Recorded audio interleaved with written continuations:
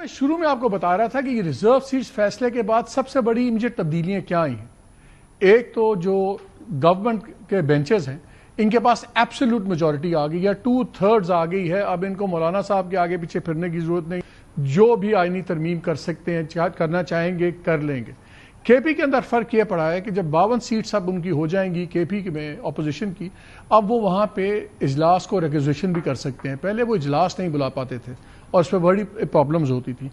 اب یہ تعداد آگے بھی کیسے چینج ہوگی؟ ابھی بہت سے ایم این ایز اور ایم پی ایز تقریباً 111+ کے قریب ہیں جن کے اوپر مے 9 کے کیسز ہیں, اور جو مے 9 کے کیسز کا ٹرینڈ نظر آ رہا ہے وہ واحد کیسز ہیں جو بڑی گولی کی سپیڈ پہ چل رہے ہیں. عمران خان کے جتنے کیسز ہیں وہ ان کے کیسز کانسٹنٹلی ڈیلے ہو رہے ہیں. کل بھی توشہ خانہ 2 تھا, سنا وہ بھی اب نہیں لگ رہا, کل نہیں جائے گا.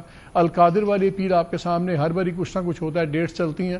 باقی کیسز سلو ہیں, اور ایک کیس کا ہم فیصلہ دیکھ بھی چکے ہیں. چترال میں پی ٹی آئی سے ان کے جو ایم این اے کا تعلق تھا ان کو مے 9 کے کیس میں سزا ہوئی چھوٹی, وہ بھی اپنی سیٹ کھو بیٹھے.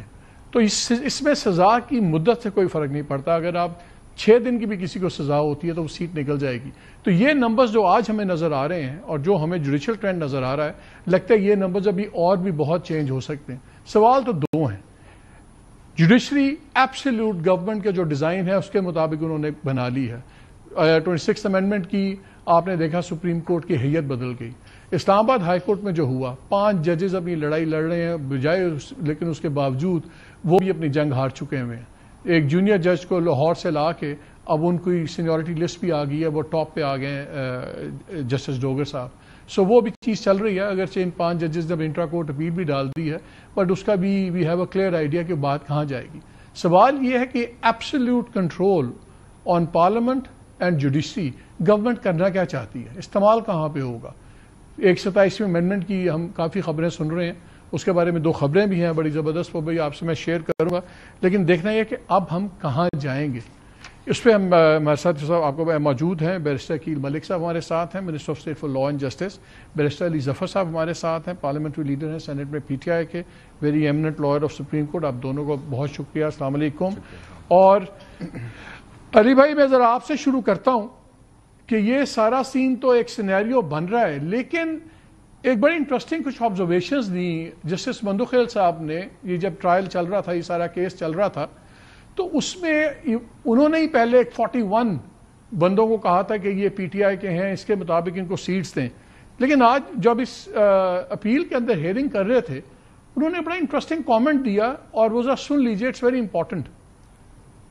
میرے سٹاف کے ساتھ بیٹھ کے سارے نامینیشن پیپرز دیکھے. ان نامینیشن پیپرز میں یعنی میں آج کھل کے بتا دیں کہ کیا حقیقت تھی. لوگ حقیقت نہیں بولتے ہیں, اتنی غلط بیانی کرتے ہیں, قوم کو گمراہ کرتے ہیں. ہمیں گمراہ نہیں کرنا چاہیے, قوم کو حقیقت بتانی چاہیے کہ حقیقت کیا تھی. جو نامینیشن پیپر سب میں نے دیکھے ان میں سے 14 ایسے تھے جن میں ڈکلیریشن بھی تھی پی ٹی آئی کی طرف سے. کینڈیڈیٹ کو لکھتے ہیں candidate I belong to so and so. 2 قسم کے فارم ہوتے ہیں, اردو میں یا انگلش میں. کسی نے اردو میں فل کیا, کسی نے اردو میں. میں فلاں پارٹی سے تعلق رکھتا یا رکھتی ہوں, اور اس کے ساتھ جس کو عام الفاظ میں ٹکٹ کہتے ہیں, پارٹی سرٹیفکیٹ کی بات کرتے ہیں. تو صرف 14 کینڈیڈیٹ ایسے تھے جن کے پاس یہ دونوں چیزیں تھیں, جو کہ 8 ممبر بینچ نے بھی یہ کہا کہ the only requirement is that یہ دونوں چیزیں ہونی چاہیے, ڈکلیریشن اینڈ سرٹیفکیٹ. وہ 14 کے پاس تھی. بقایا جو تھے 25 کے قریب, وہ ایسے تھے کہ جنہوں نے صرف اپنے ہاتھ سے لکھا تھا کہ I belong to P T I, یا میرا تعلق پی ٹی آئی سے, لیکن سرٹیفکیٹ کوئی نہیں ملا. ہمارے سامنے اتنا زیادہ بولا گیا پیکیولر سرکمسٹانسز کا. میں کنفیس کرتا ہوں کہ میں نے پریزیوم یہ کیا کہ سرٹیفکیٹ دیے ہوں گے, شاید مس پلیس ہو. میں کسی پہ ایلیگیشن نہیں لگاتا ہوں, بلک آف ڈاکومنٹ ہو سکتا ہے, کیونکہ اس کا میں نے پریزمپشن اس لیے لیا کہ کوئی اور کلیمنٹ نہیں تھا کہ میں پی ٹی آئی سے ہوں, صرف سنگل کلیمنٹ تھا, تو میں نے پریزیوم کر لیا کہ یہ بھی پی ٹی آئی کے ہیں. تو اس طریقے سے وہ 39 بنے. 10 کے قریب ایسے تھے جنہوں نے کچھ نہیں لکھا تھا, نہ آزاد لکھا تھا, نہ انہوں نے یہ لکھا تھا کہ میں فلاں پارٹی سے ہوں, تو وہ خالی تھا. 41 ایسے تھے, 41 میں سے 10 ایسے تھے جنہوں نے کچھ نہیں لکھا تھا, اور باقی رہ گئے حساب لگانے. 29 نے باقاعدگی ہوش و آواز سے ڈکلیریشن مینز انہوں نے خلفیہ لکھا تھا کہ میں آزاد حیثیت سے لڑ رہا ہوں یا لڑ رہی ہوں. کیا سرکمسٹانسز تھے, ہمارے سامنے کچھ نہیں تھا. ہم اگر پرسنل نالج پہ جائیں گے تو پھر تو ہم انصاف نہیں کر سکیں گے. پھر تو ہمیں مجھے گواہ ہونا چاہیے. پرسنل نالج مجھے بطور گواہ تو آ سکتا ہوں, بس بطور جج آئی کین ناٹ ڈیسائڈ. ہم تو ڈیسائڈ کریں گے on the basis of available material in accordance with law and constitution. Law یہ کہتا ہے کہ 2 چیزیں ہونی چاہیے. تو ہم نے ایک اور 187 کا اختیار استعمال کر دیا. ان 25 لوگوں کو ہم نے تصور کیا کہ یس ان کا سرٹیفکیٹ ہوگا, اور آج بھی میں قائم ہوں اس پہ. میں ختم ہو سکتا ہے مس پلیس. وہ جو 29 تھے انہوں نے آزاد لکھا تھا. تو جب ایک شخص اپنی مرضی سے آزاد لکھتا ہے تو آرٹیکل 51D یہ کہتا ہے کہ جو شخص آزاد ہوگا وہ اپنی مرضی سے 3 دن کے اندر جائے گا. نہ صرف اس شخص نے اپنی مرضی استعمال کی بلکہ پی ٹی آئی ایڈمنسٹریشن, میں نے اپنے نوٹ میں لکھا ہے, پی ٹی آئی ایڈمنسٹریشن نے ان کو سپورٹ کیا, دھکا دیا کہ جائیں آپ ایس آئی سی میں جائیں, ہمارے پاس نہ آئے. یہ آپ نے سنا ہی, تو وہ جج صاحب ہیں جو 41 سیٹس دے رہے تھے پی ٹی آئی کو اور دے چکے تھے. ایک لیکن اس سے بھی زیادہ ہارش کامنٹ جسٹس نعیم افغان صاحب کا تھا, وہ بھی سن لیں. Become party to the proceedings.